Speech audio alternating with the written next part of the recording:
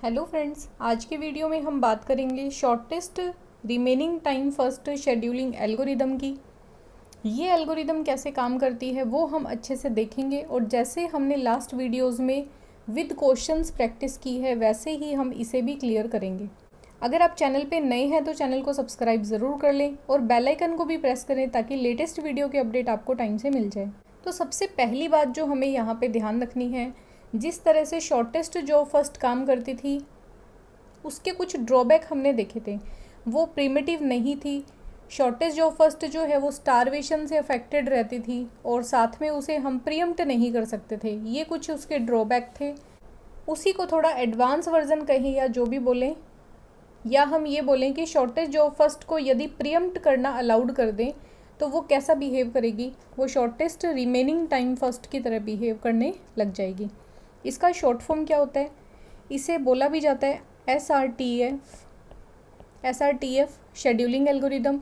तो यदि ये नाम भी आए तो भी कंफ्यूज नहीं होना, बाकी एग्ज़ाम में आपको पूरा प्रॉपर नाम देखने को ही मिलता है। इसे डायरेक्ट हम एक बार क्वेश्चन से करेंगे, देन हम इसका थोड़ा जो थ्योरी वाला पोर्शन है, नोट्स वाला पोर्शन है, वो भी देख लेंगे। क्या क्या क्वालिटी, एडवांटेज, डिसएडवांटेज, ये सेम एग्जाम्पल हमने देखा था शॉर्टेस्ट जॉब फर्स्ट में, और इसे ही हम क्या करेंगे शॉर्टेस्ट रिमेनिंग टाइम फर्स्ट के थ्रू सॉल्व करेंगे, पूरा निकालेंगे और लास्ट में कैलकुलेशन हमें करना है, एवरेज वेटिंग टाइम हमें इसका निकालना है। बनाना क्या है, आपको एक गैंट चार्ट बनाना है। तो यहाँ पे आप एक अपना गैंट चार्ट भी बना लें। टेबल को हम बाद में फिल करते हैं, पहले हम गैंट चार्ट बनाते हैं। ज़ीरो टाइम के ऊपर कौन कौन सी प्रोसेस जो हैं वो सिस्टम में आएंगी। सिर्फ एक प्रोसेस है P1। देखो यहाँ पे किस तरीके से इन प्रोसेस को मैनेज किया जाएगा। हम किसी भी प्रोसेस को बीच में रोक सकते हैं, है ना। प्रीएम्पशन वर्जन कैसे काम करता है वो हम पहली बार समझ रहे हैं, तो आपको अच्छे से ध्यान से समझना है। प्रीएम्पशन के लिए हमें एक एक यूनिट के बाद में चेक करना पड़ेगा क्या उस समय में कोई भी ऐसी प्रोसेस है जो चलती हुई प्रोसेस से थोड़ी छोटी है। यदि है तो हम चलती प्रोसेस को रोक देंगे, प्रीएम्प्ट कर देंगे और दूसरी छोटी प्रोसेस को एग्जीक्यूट करवाना शुरू कर देंगे। ठीक है, तो मैंने P1 को सिर्फ एक यूनिट टाइम तक चलाया।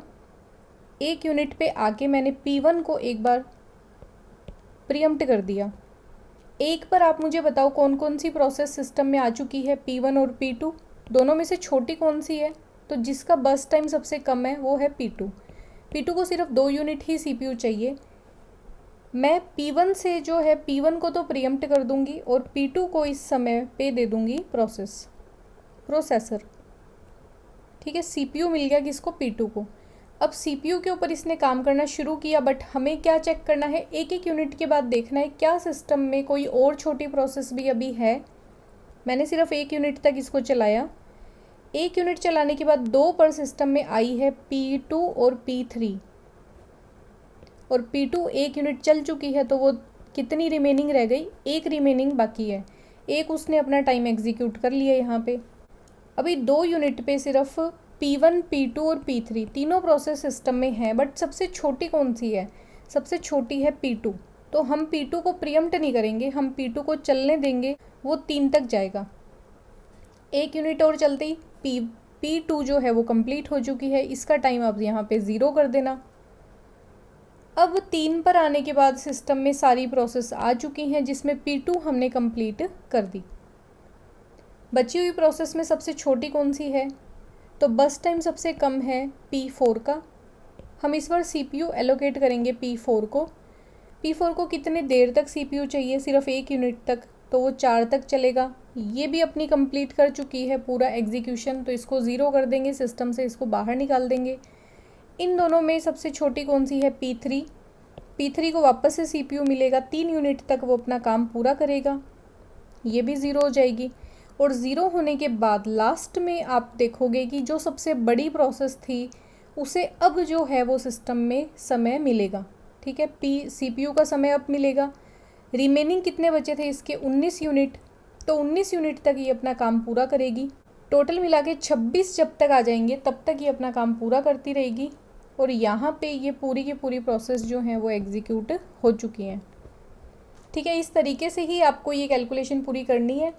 एक क्वेश्चन में समझ नहीं आया तो कोई दिक्कत नहीं है, हम आगे अभी 1-2 क्वेश्चन और भी प्रैक्टिस करेंगे और आप अपने हाथ से इस क्वेश्चंस को करोगे तो आपको ज़्यादा अच्छे से समझ आएगा। ठीक है, तो नेक्स्ट क्वेश्चन जो है वो आपको अपने हाथ से ही करना है, मैं आपको भी दूंगी। यहाँ पे हम एक बार पूरी कैलकुलेशन करते हैं। क्या यहाँ पे लास्ट में एवरेज वेटिंग टाइम हम कैलकुलेट करेंगे। तो पहले तो इनका कंप्लीशन टाइम लिख लेते हैं। P1 कब कंप्लीट हुई है, P1 हुई है 26 पे, यहाँ पे 26 लिख लेंगे। P2 कंप्लीट हुई थी 3 पे, P3 कंप्लीट हुई है 7 पे और P4 कंप्लीट हुई है 4 पे।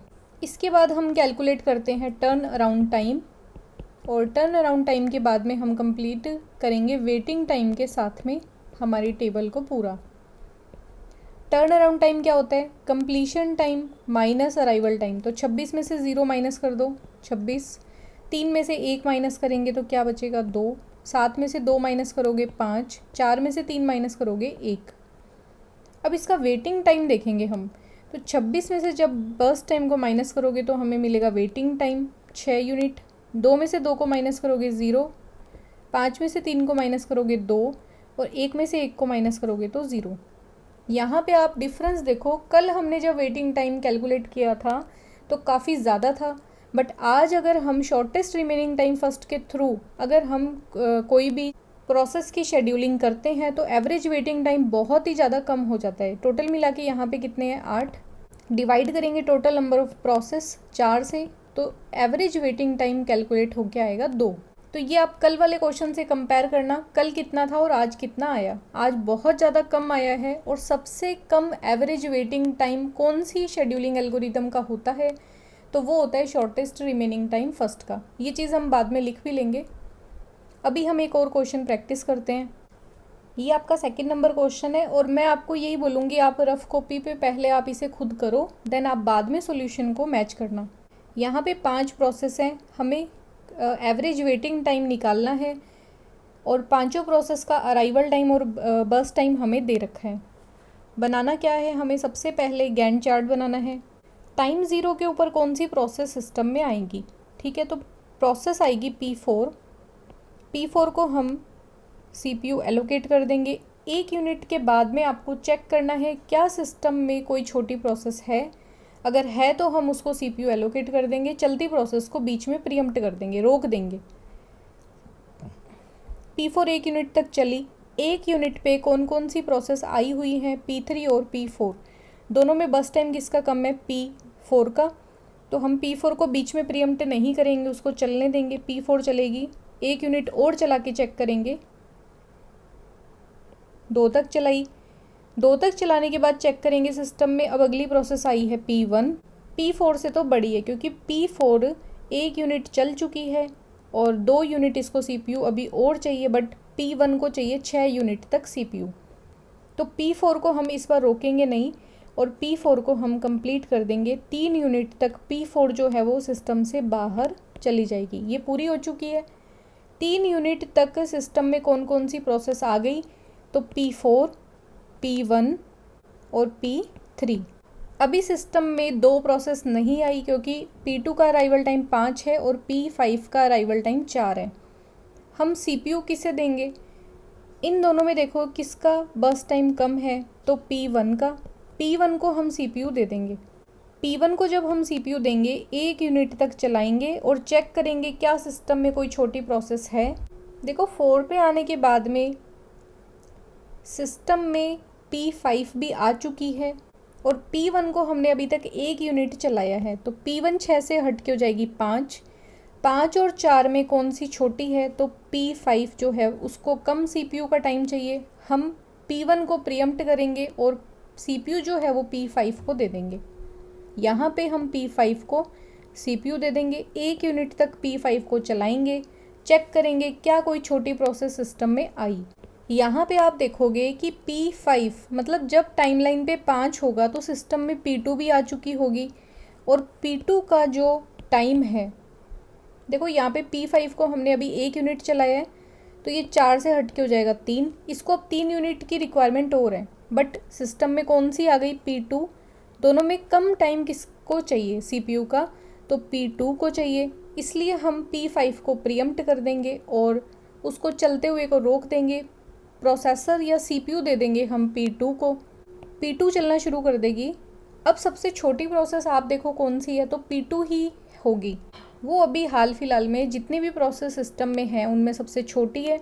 उसको सिर्फ 2 यूनिट CPU की रिक्वायरमेंट है, तो हम इसको पूरा करेंगे। 7 तक ये चलेगी और ये सिस्टम में कंप्लीट होके बाहर निकल जाएगी। बची हुई प्रोसेस में सबसे छोटी प्रोसेस अगली कौन सी है, 5, 8 और 3। इनमें छोटी प्रोसेस है P5। तो P5 को हम CPU एलोकेट करेंगे। कितनी यूनिट चाहिए इसको, 3 यूनिट इसको चलना है। ये 3 यूनिट चल के हो जाएगी 10, और 10 होते ही ये भी सिस्टम से बाहर हो जाएगी। ठीक है, अब दोनों में से कौन सी जो प्रोसेस है वो छोटी है, तो 5 मतलब P1 छोटी है P3 से। CPU एलोकेट करेंगे P1 को, P1 चलेगी 5 यूनिट तक, मतलब ये 15 हो जाएगा टाइमलाइन पे, और ये भी बाहर हो जाएगी सिस्टम से। लास्ट में CPU मिलेगा P3 को, जो सबसे बड़ी प्रोसेस थी। P3 को 8 यूनिट तक CPU चाहिए। 23 तक जब तक सिस्टम पूरा होगा सारी प्रोसेस सिस्टम से बाहर जा चुकी होंगी। इस तरह से आपको भी एक एक यूनिट पे चेक करना है कि कौन सी छोटी प्रोसेस है। जो छोटी प्रोसेस होगी वो उसे हम CPU एलोकेट कर देंगे। अब इनका आगे का प्रोसेस देखते हैं कि P3 इनका कंप्लीशन टाइम कितना है, तो P1 का है 15, P2 कंप्लीट हुई थी 7 पे, P3 कंप्लीट हुई है 23 पे,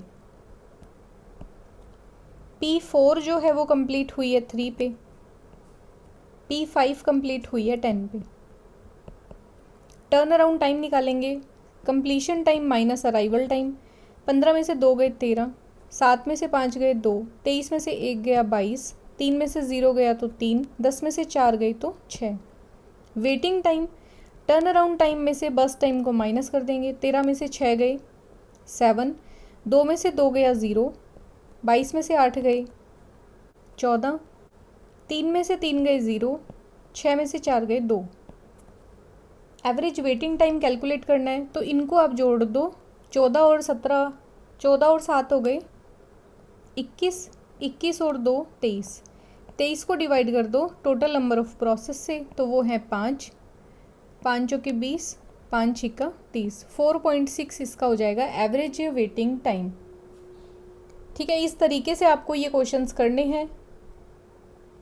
नेक्स्ट वीडियो में हम इनके 1-2 क्वेश्चन और देखेंगे और इसके एडवांटेज और डिसएडवांटेज क्या क्या हैं उन सब के बारे में डिस्कशन करेंगे। और अगर वीडियो आपको अच्छा लगा तो आप वीडियोस को लाइक करें, साथ में चैनल को सब्सक्राइब कर लें और बेल आइकन को प्रेस कर लें, ताकि लेटेस्ट वीडियो जो भी अपलोड होता है वो आपको टाइम से मिल जाए। मिलते हैं नेक्स्ट वीडियो में। Thanks for watching.